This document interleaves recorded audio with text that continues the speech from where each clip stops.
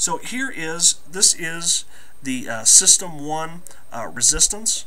So when I hit that, notice, okay, now I'm at 1x. Okay, and then I have 0. If I set that to 0, the patient menu for this and your ability to change this is going to disappear. Again, this sets 1 through 5 according to your mask type. See your mask documentation for that information. If you see a little lock button beside that setting, you can still see this System One, the back pressure setting in the menu, but you see a little lock beside it. That's because of this, the System One. It says Lock System One. What that's really saying is that they've locked that menu. You can see what it is to see if your mask is still compliant, but you got to call your DME to come out and change it.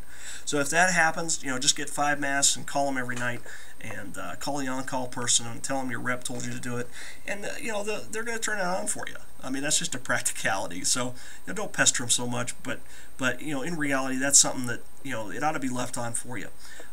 Exercise discretion with how you use it. It does change the therapy quite a bit between masks.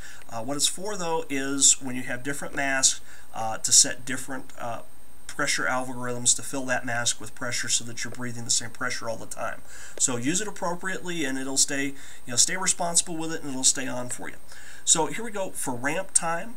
Notice I have this set. This is at 20 minutes. So it takes 20 minutes for me to get from my ramp start pressure of 6 to 10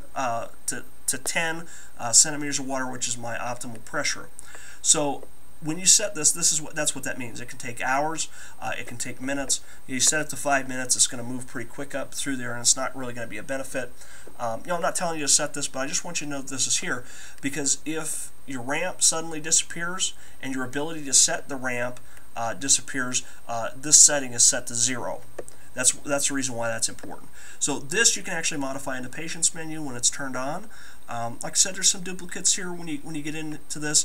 The humidifier is the same. They don't lock the humidifier for you, so whatever this is set, you'll still have control of that over in the front. The auto on, again, we talked about that. The auto off, we talked about that. Mask alert, we talked about that. All of those are duplicate features. The humidifier LEDs. This is another place to set it, but that's a duplicate also of the settings in the patient's menu. Show AHI. So if you are not seeing your AHI number, is because this has been selected off. Now, it is your information, and according to HIPAA, I'm supposed to have access to that. Well, that doesn't mean that I just get to pull out the card and take it. Hey, I want to see it on the screen in real time. Get your clinician to turn this on. You spent the money for for a pro machine. Your insurance has spent the money for this feature. It should be turned on in your patient's menu. If you don't see it, this is shut off, and that's the reason why. So now we're at the back at the bottom of the list. Again, we see the back button, and that'll take us back to the clinician's menu. And to get out of that, you just exit. So there we are. There you have it. I know it's a lot of information. You're on information overload. What Pappy's done is, hey, I put all of these menus in some graphics for you to see. Go ahead and copy them off. Hey, if you're a System One user, and you just want to see that stuff, you want to have that information, it's on the blog page.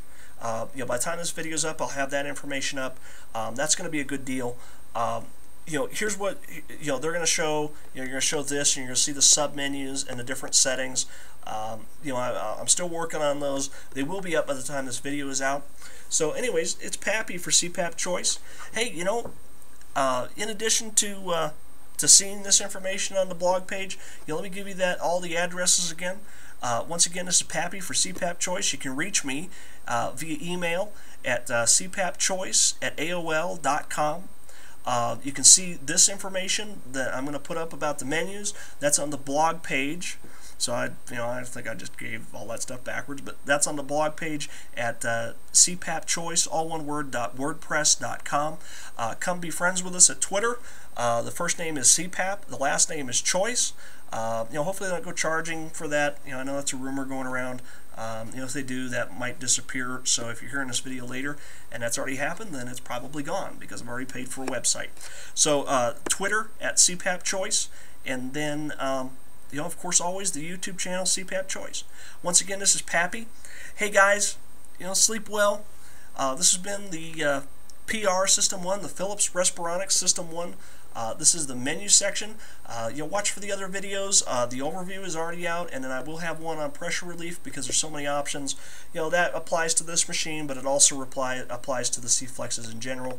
So we'll get some discussion on that. Hey, Pappy signing out. Sleep well, guys.